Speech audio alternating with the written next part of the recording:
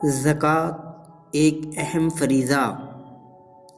زکوٰۃ ان بنیادی عبادتوں میں سے ایک ہے جسے ادا کیے بنا ایک انسان صحیح مسلمان نہیں بن سکتا۔ نماز اور روزہ جسمانی عبادتیں ہیں اور ہر مسلمان پر فرض ہیں، جبکہ زکوٰۃ مالی عبادت ہے اور کیول دھنوان مسلمانوں پر فرض ہے۔ اس لیے اس سے سمبندھت صحیح جانکاری پراپت کرنا ہر مسلمان کے لیے انیواریہ ہے۔ زکوٰۃ کیا ہے؟ زکوٰۃ عربی بھاشا کے شبد تزکیہ سے بنا ہے، جس کا ارتھ ہے پوتر کرنا۔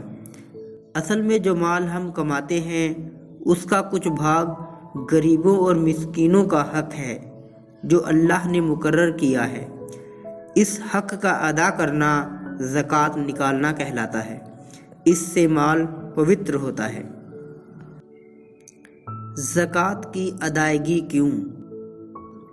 اب یہ سوال پیدا ہوتا ہے کہ ہم زکوٰۃ کیوں دیں؟ تو قرآن نے اس کے بارے میں بہت سے جواب دیے ہیں۔ مثال کے طور پر قرآن کہتا ہے، اور قائم کرو نماز اور دو زکوٰۃ۔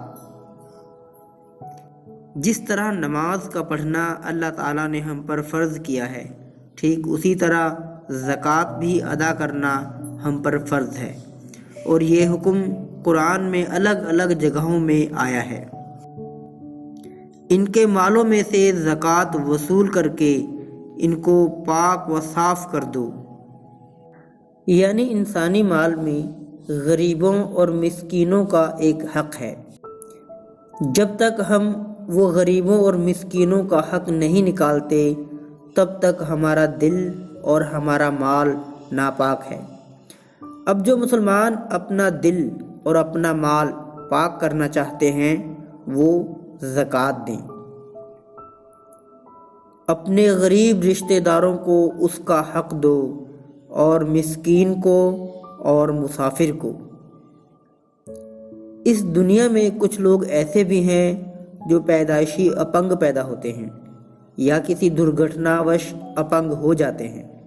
ایسے لوگ جیون جینے کے لیے مال کمانے تک سے معذور ہوتے ہیں۔ نتیجتاً سماجک زندگی بہت سی پریشانیوں کا شکار ہو جاتی ہے۔ ایسے میں وہ لوگ جو مال کمانے کی طاقت رکھتے ہیں، ان کی نیتک ذمہ داری بھی ہے اور اہم فریضہ بھی کہ وہ غریبوں کو ان کا حق ادا کریں۔ اے ایمان لانے والو، مال اور اولاد کی محبت تم کو خدا کی یاد سے غافل نہ کر دے۔ جو ایسا کرے گا خود وہ گھاٹے میں رہنے والا ہے۔ یعنی انسانی مال اس آزمائش کا ایک مادھیم ہے جس میں انسان کی پرکھ ہو رہی ہے کہ وہ مال کی محبت میں گرفتار ہو کر اللہ کے حکموں سے بغاوت تو نہیں کرتا، مال کی محبت کو اللہ کی محبت پر ترجیح تو نہیں دیتا، اور جو ایسا کرے وہ گھاٹے میں رہنے والا ہے۔ زکوٰۃ کا نصاب اور فرضیت۔ مال کی جس مقدار پر زکوٰۃ لازم ہوتی ہے اسے نصاب، اور جس ویکتی کے پاس نصاب کے برابر مال ہو اسے صاحب نصاب کہا جاتا ہے۔ چاندی کا نصاب 200 درہم یعنی 52.5 تولہ کے قریب ہے۔ سونے کا نصاب 7.5 تولے، اونٹ کا نصاب 5 اونٹ، بکریوں کا نصاب 40 بکریاں، گائے کا نصاب 30 گائیں، اور تجارتی مال کا نصاب 52.5 تولے چاندی کے برابر مال۔ یعنی جس آدمی کے پاس اتنا مال موجود ہو اور اس پر 1 سال گزر جائے تو اس میں سے 40واں حصہ 2.5% زکوٰۃ کا نکالنا واجب ہے۔ چاندی اور سونے کے بارے میں حنفیہ فرماتے ہیں کہ اگر یہ دونوں الگ الگ نصاب کے برابر نہ ہوں لیکن دونوں کو ملا کر کسی ایک نصاب کی حد تک اس کی قیمت پہنچ جائے تو ان میں سے بھی زکوٰۃ نکالنا واجب ہے۔ عشر۔ ساری کھیتی کی اپج یدی بارش کے پانی سے ہو تو اس کا 10%، اور یدی سنچائی غیر قدرتی سادھن سے کرنی پڑتی ہو تو اس کا 5% حصہ زکوٰۃ کے روپ میں نکالنا فرض ہے۔ اسے عشر کہتے ہیں۔ زکوٰۃ نہ دینے والے کا انجام۔ بہت سے مسلمان یہ سمجھتے ہیں کہ نماز نہ پڑھ کر اور زکوٰۃ ادا کیے بغیر بھی وہ مسلمان ہیں، پر قرآن اسے صاف لفظوں میں غلط کہتا ہے۔ قرآن کے انوسار کلمہ طیبہ کا اقرار ہی بے معنی ہے اگر آدمی نماز اور روزوں کی پابندی کر کے اس کا ثبوت نہ دے دے۔ قرآن پاک کہتا ہے کہ زکوٰۃ نہ دینا ان مشرکوں کا کام ہے جو آخرت کا انکار کرتے ہیں۔ تباہی ہے ان مشرکوں کے لیے جو زکوٰۃ نہیں دیتے اور آخرت کا انکار کرتے ہیں۔ حضرت ابوبکر صدیق رضی اللہ تعالی عنہ نے اسی دنیا میں ایسے لوگوں کے خلاف جہاد کا آدیش دیا ہے جو اپنی زکوٰۃ نہیں نکالتے ہیں، پس ان کی دنیا اور آخرت دونوں ہی خراب ہے۔ زکوٰۃ کے حقدار۔ زکوٰۃ کسے دینی ہے اسے لے کر بھی مسلمان بہت بڑی غلط فہمی کا شکار ہیں، پر قرآن نے اس سبند میں ہماری پوری رہنمائی کی ہے۔ قرآن میں ہے صدقہ یعنی زکوٰۃ اللہ کی طرف سے مقرر کیا ہوا فرض ہے، فقیروں کے لیے، مسکینوں کے لیے، ان لوگوں کے لیے جو زکوٰۃ وصول کرنے پر مقرر ہیں، اور ان کے لیے جن کے دلوں کی تالیف منظور ہو، اور گردنیں چھڑانے کے لیے، اور قرض داروں کے لیے، اور خدا کی راہ میں اور مسافروں کے لیے۔ اللہ بہتر جاننے والا اور حکمت والا ہے۔ قرآن مجید نے یہ 8 حقدار بیان کیے ہیں جن کی تفصیل اس طرح ہے۔ نمبر 1، فقیر۔ یہ وہ لوگ ہیں جن کے پاس کچھ نہ کچھ مال ہو پر یہ ان کی ضرورتوں کو پورا کرنے کے لیے کافی نہ ہو، تنگ دستی میں گزر بسر کرتے ہوں اور کسی سے مانگتے نہ ہوں۔ نمبر 2، مسکین۔ یہ بہت تباہ حال لوگ ہیں جن کے پاس اپنے تن کی ضرورتوں کو پورا کرنے کے لیے کچھ بھی نہیں ہے۔ حضرت عمر رضی اللہ تعالی عنہ ایسے لوگوں کو بھی مسکین میں شامل کرتے ہیں جو کمانے کی طاقت رکھتے ہوں مگر انہیں روزگار نہ ملتا ہو۔ نمبر 3، عاملین علیہ۔ ان سے مراد وہ لوگ ہیں جنہیں اسلامی حکومت زکوٰۃ وصول کرنے کے لیے مقرر کرے، ان کو زکوٰۃ کی مد سے تنخواہ دی جائے گی۔ نمبر 4، مؤلفۃ القلوب۔ اس سے مراد وہ لوگ ہیں جن کو اسلام کی حمایت کے لیے، اسلام کی مخالفت سے روکنے کے لیے روپیہ دینے کی ضرورت پیش آئے، اور اس میں وہ نو مسلم بھی شامل ہیں جنہیں مطمئن کرنے کی ضرورت ہو۔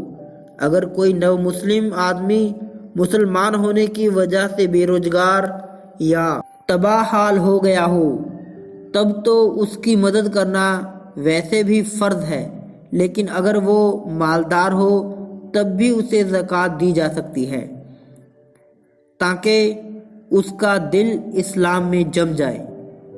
یہ عمل حضرت محمد صلی اللہ علیہ وسلم سے ثابت ہے۔ نمبر 5، فی الرقاب۔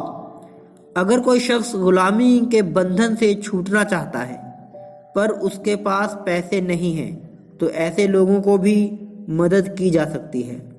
آج غلامی پرتھا نہیں ہے پر مسلم نوجوانوں کی ایک بڑی سنکھیا بنا قصور جیل میں قید ہے اور جرمانہ نہ ادا کرنے کے کارن جیل میں سڑ رہے ہیں، تو ایسے لوگوں کا جرمانہ زکوٰۃ کی رقم سے ادا کیا جا سکتا ہے۔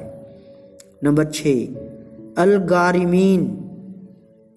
ایسا قرض دار جس پر اتنا قرض ہو کہ اسے ادا کرنے کے بعد اس کے پاس نصاب کے حساب سے کم مال بچتا ہو تو اسے زکوٰۃ دی جا سکتی ہے، پر جو آدمی اپنی فضول خرچی کی وجہ سے قرض دار ہوا ہو اس کو زکوٰۃ دینا مکروہ ہے، کیونکہ ایسا کرنے سے اس کی فضول خرچیاں اور بدکاریاں بڑھ جائیں گی۔ نمبر 7، فی سبیل اللہ۔ یہ عام شبد ہر پرکار کے نیک کاموں پر استعمال ہوتا ہے، پر خاص طور پر اس سے مراد دین کا جھنڈا اونچا کرنے میں مدد کرنا ہے۔ اللہ کے نظام کو اس دنیا میں غالب کرنے کے لیے انسان چاہے کوئی بھی جائز طریقہ استعمال کرے، چاہے وہ جہاد ہو یا علم کا سیکھنا سکھانا، زکوٰۃ کا پیسہ اس میں استعمال کیا جا سکتا ہے۔ نمبر 8، ابن السبیل یعنی مسافر۔ بھلے ہی مسافر کے پاس اس کے وطن میں کتنا ہی مال ہو، لیکن سفر کی حالت میں اگر وہ محتاج ہے تو اسے زکوٰۃ دینی چاہیے۔ زکوٰۃ کسے دیں اور کسے نہیں؟ کوئی آدمی اپنے باپ یا بیٹے کو زکوٰۃ نہیں دے سکتا، شوہر اپنی بیوی کو اور بیوی اپنے شوہر کو زکوٰۃ نہیں دے سکتی۔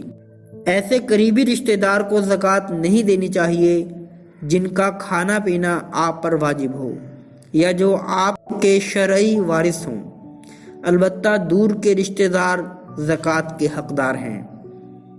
زکوٰۃ دینے کے معاملے میں یہ بات قابل غور ہے کہ زکوٰۃ پر صرف مسلمان کا حق ہے، جیسے کہ حدیث میں آیا ہے کہ یہ تمہارے مالداروں سے لی جائے گی اور تمہارے ہی فقیروں میں بانٹ دی جائے گی۔ ہاں، خیرات میں غیر مسلم کو حصہ دیا جا سکتا ہے، بلکہ خیرات میں یہ فرق کرنا اچھا نہیں کہ مسلمان کو دی جائے اور غیر مسلم مدد کا محتاج ہو تو اس سے ہاتھ روک لیا جائے۔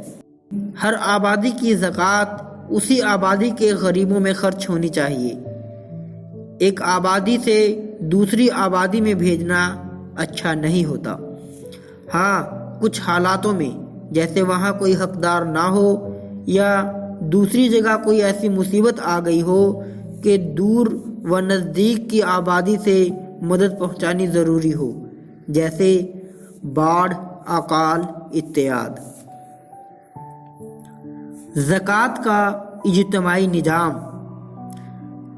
زکوٰۃ کی ادائیگی کے 2 طریقے ہیں۔ ایک یہ کہ ہر آدمی اپنی الگ الگ زکوٰۃ نکالے اور خرچ کر دے، پرنتو یہ پسندیدہ طریقہ نہیں ہے۔ دوسرا یہ کہ مسلمان ایک بیت المال قائم کریں جس کا ایک امیر ہو، اس کی دیکھ ریکھ میں بیت المال کے کارکن زکوٰۃ وصول کریں اور اسی کی دیکھ ریکھ میں خرچ کریں۔ یہی قرآن اور سیرت کی نظر میں زکوٰۃ کا پسندیدہ طریقہ ہے۔ ہمارا دیش لوک تانترک دیش ہے، یہاں دھرم سمبندھی پوری آزادی ہے، جس طرح چاہے عمل کریں۔ اس لیے ہماری ذمہ داری بنتی ہے کہ ہم زکوٰۃ کی ادائیگی کے پسندیدہ نظام یعنی بیت المال کے اجتماعی نظام کو لاگو کرنے کی کوشش کریں۔